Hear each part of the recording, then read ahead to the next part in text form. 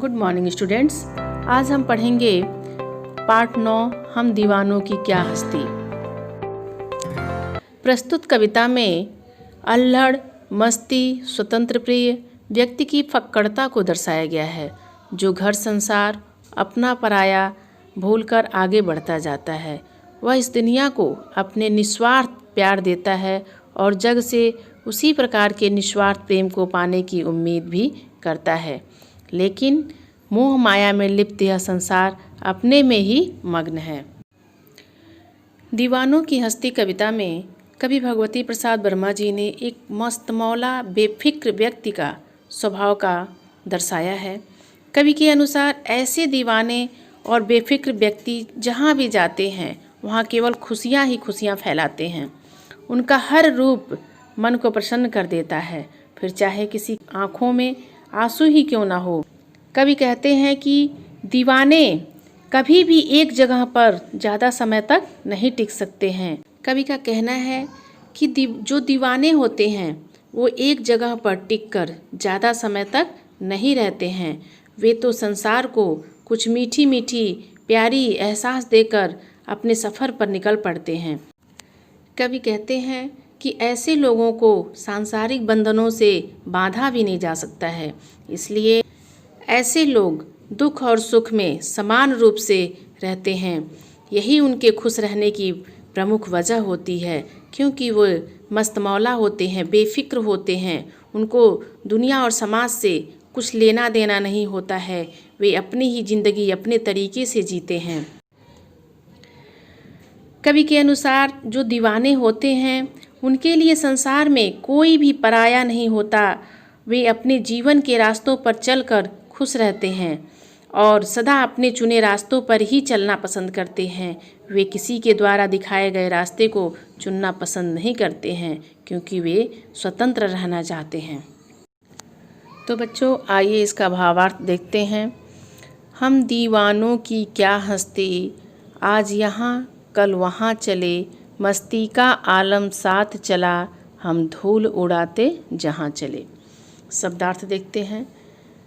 आलम का अर्थ होता है संसार या जनसमूह। हस्ती का अर्थ होता है अस्तित्व, व्यक्तित्व।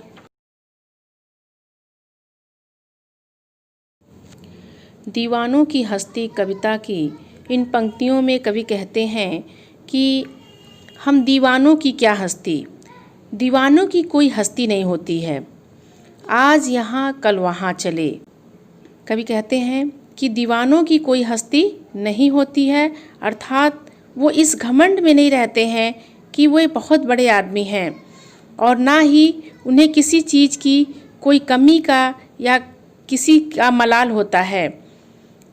मस्ती का आलम साथ चला। कवि खुद भी अपने आप को एक दीवाना मानते हैं और बस अपनी ही मस्ती में मस्त रहते हैं। मस्ती का आलम साथ चला। वे कहते हैं कि वे जहाँ भी जाते हैं उनके साथ एक विशाल जनसमूह उनके साथ उनके पीछे चल देता है। हम धूल उड़ाते जहाँ चले। कवि कहते हैं कि उनकी इस मस्ती और खुशी के आगे गम टिक नहीं पाता है, और वे जहाँ भी जाते हैं उनके गम जो है धूल की तरह उड़नछू हो जाता है। आए बनकर उल्लास कभी, आंसू बनकर बह चले अभी, सब कहते ही रह गए, अरे तुम कैसे आए कहाँ चले।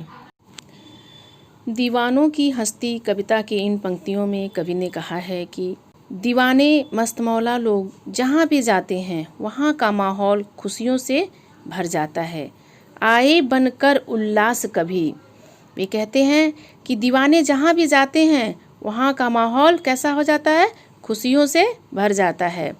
आंसू बनकर बह चले अभी। फिर जब वो उस जगह से जाने लगते हैं तो वहाँ के लोग उनके जाने से काफ़ी दुखी हो जाते हैं। सब कहते ही रह गए। लोगों को उनके जाने का पता तक नहीं चलता है। तुम कैसे आए कहाँ चले। वो तो मन में ही अफसोस करते रह जाते हैं कि उन्हें मालूम ही नहीं हुआ कि दीवाना कब आया और कब चला गया। यहाँ पर कवि जो है अपने आप को भी दीवाना ही मानता है। इस प्रकार कवि का कहने का तात्पर्य है कि एक जगह टिक कर रहना उनका स्वभाव नहीं है, उन्हें घूमते रहना पसंद है। इसलिए वो अक्सर अलग अलग जगह पर आते जाते रहते हैं, क्योंकि कभी भी अपने आप को दीवाना ही मानते हैं। किस ओर चले मत ये पूछो, बस चलना है इसलिए चले, जग से उसका कुछ लिए चले, जग को अपना कुछ दिए चले। प्रस्तुत कविता में कवि कहते हैं कि किस ओर चले मत ये पूछो। आगे कवि कहते हैं कि मुझसे मत पूछो कि मैं कहाँ जा रहा हूँ, मुझे तो बस चलते रहना है, बस चलना है इसलिए चले, इसलिए मैं चले जा रहा हूँ।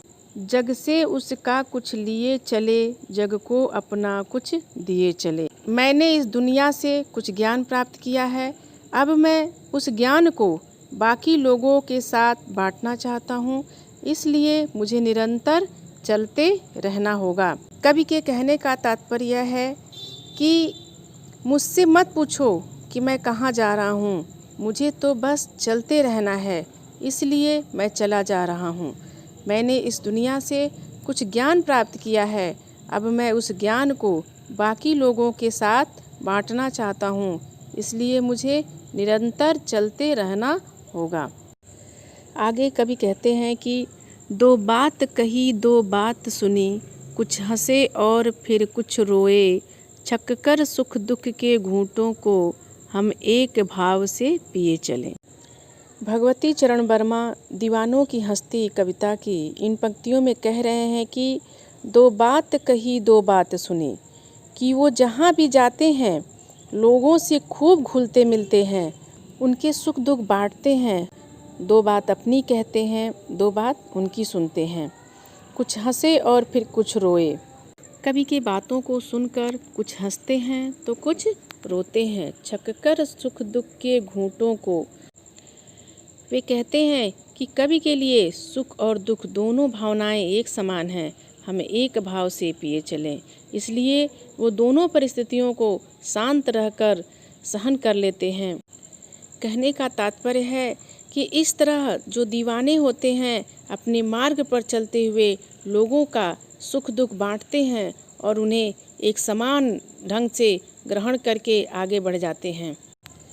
आगे कवि कहते हैं कि हम भिखमंगों की दुनिया में स्वच्छंद लुटाकर प्यार चले, हम एक निशानी सी उर पर ले असफलता का भार चले। शब्दार्थ देख लेते हैं। स्वच्छंद का अर्थ होता है बिना किसी विचार या संकोच के, निशानी का अर्थ होता है चिन्ह, उर का अर्थ होता है हृदय और भार का अर्थ होता है बोझ। दीवानों की हस्ती कविता की इन पंक्तियों में कवि कहते हैं कि हम भिखमंगों की दुनिया में, कि ये दुनिया बड़ी ही स्वार्थी है, लोग स्वार्थ में इतने अंधे हैं, बस भिखमंगों की तरह सबसे कुछ न कुछ मांगते रहते हैं। स्वच्छंद लुटाकर प्यार चले। चूँकि कवि अपने आप को दीवाना मानते हैं तो वे कहते हैं कि कवि स्वार्थी नहीं है, इसलिए उन्होंने स्वार्थी दुनिया पर बिना किसी शर्त के अपना अनमोल प्यार लुटाया है। लोगों को प्यार बांटने का खूबसूरत एहसास हमेशा कवि के दिल में रहता है। ले असफलता का भार चले। उन्होंने जीवन में काफ़ी बार असफलता और हार का स्वाद भी चखा है, लेकिन उसका बोझ उन्होंने कभी किसी दूसरे व्यक्ति पर नहीं डाला है। इस तरह कवि ने स्वार्थी दुनिया को भरपूर प्यार दिया और अपनी नाकामयाबी का भार हमेशा स्वयं ही उठाया है। इस नाकामयाबी का भार उन्होंने कभी भी दूसरे के ऊपर नहीं डाला है। हम मान रहित अपमान रहित जी भरकर खुलकर खेल चुके, हम हंसते हंसते आज यहाँ प्राणों की बाजी हार चले। हम दीवानों की क्या हस्ती कि इस पंक्ति में कवि कहते हैं कि हम मान रहित अपमान रहित। वे कहते हैं कि दीवाने अपने मान का अर्थ होता है इज्जत और अपमान की चिंता वे नहीं करते हैं। जी भरकर खुलकर खेल चुके, वे इस सब से बेफिक्र होकर जी भरकर खुलकर यानी कि बिंदास जीते हैं। कहने का तात्पर्य है कि जो दीवाने होते हैं उन्हें अपने मान अपमान का फिक्र नहीं होता है। लोग उनके बारे में क्या बात करते हैं उन्हें इनसे कोई मतलब नहीं होता है। हम हंसते हंसते आज यहाँ प्राणों की बाजी हार चले। कवि कहते हैं कि जो दीवाने होते हैं जहाँ ज़रूरत हुई, जहाँ उनकी ज़रूरत पड़ी, वे हंसते हंसते अपने प्राणों की बाजी भी लगा सकते हैं। वे इस संसार से प्रेम पाने के लिए अपने प्राणों की बाजी लगाने से भी पीछे नहीं हटते हैं। दीवाने यहाँ कवि जो है अपने आप को मान रहा है, तो वो कवि अपने ही बारे में कह रहा है कि उनको जहाँ भी समाज के लिए, इस दुनिया के लिए जहाँ भी उनकी ज़रूरत हुई, वे हंसते हंसते अपने प्राणों की बाजी लगा सकते हैं। इसके लिए वे कभी भी पीछे नहीं हटेंगे। अब अपना और पराया क्या, आबाद रहें रुकने वाले, हम स्वयं बंधे थे और स्वयं हम अपने बंधन तोड़ चले। अब अपना और पराया क्या। दीवानों की हस्ती कविता की इन अंतिम पंक्तियों में कवि कहते हैं कि अब उनके लिए दुनिया में कोई भी अपना या पराया नहीं है। आबाद रहें रुकने वाले। आबाद का अर्थ है बसा हुआ या संपन्न। आबाद रहें रुकने वाले। वे कहते हैं कि जो लोग एक मंजिल पाकर वहीं ठहर जाना चाहते हैं, उन्हें कवि ने सुखी और आबाद रहने का आशीर्वाद दिया है। हम स्वयं बंधे थे और स्वयं, मगर कभी खुद एक जगह बंधकर नहीं रहना चाहते हैं। हम अपने बंधन तोड़ चले। इसलिए उन्होंने अपने सभी सांसारिक बंधन तोड़ दिए हैं और वो अब अपने चुने हुए मार्ग पर आगे बढ़ते जाते हैं। वे इसी में खुश और संतुष्ट हैं। कवि के कहने का अर्थ है कि अब उनके लिए दुनिया में कोई भी अपना या पराया नहीं है। जो लोग एक मंजिल पाकर वहीं ठहर जाना चाहते हैं, उन्हें कवि ने सुखी और आबाद रहने का आशीर्वाद दिया है, मगर कवि खुद एक जगह बंधकर नहीं रहना चाहते हैं। इसलिए उन्होंने अपने सभी सांसारिक बंधन तोड़ दिए हैं, यानी कि संसार से अपना नाता रिश्ता ख़त्म कर दिया है और अब वो अपने चुने हुए मार्ग पर आगे बढ़ते जाना चाहते हैं। इसलिए वे अब बहुत खुश और संतुष्ट हैं, क्योंकि जो कवि हैं वे अपने आप को दीवाना और मस्त मौला मानते हैं। वे अपना तुलना दीवानों से करते हैं। वे एक जगह ठहर कर नहीं रह सकते हैं। उनका काम ही है चलते रहना, सुख दुख लोगों के बीच में बांटते रहना। हम दीवानों की हस्ती कविता को बच्चों आपको पढ़ा दिया गया है। आशा करती हूँ कि इसका भावार्थ आपको समझ में आ रहा होगा। धन्यवाद।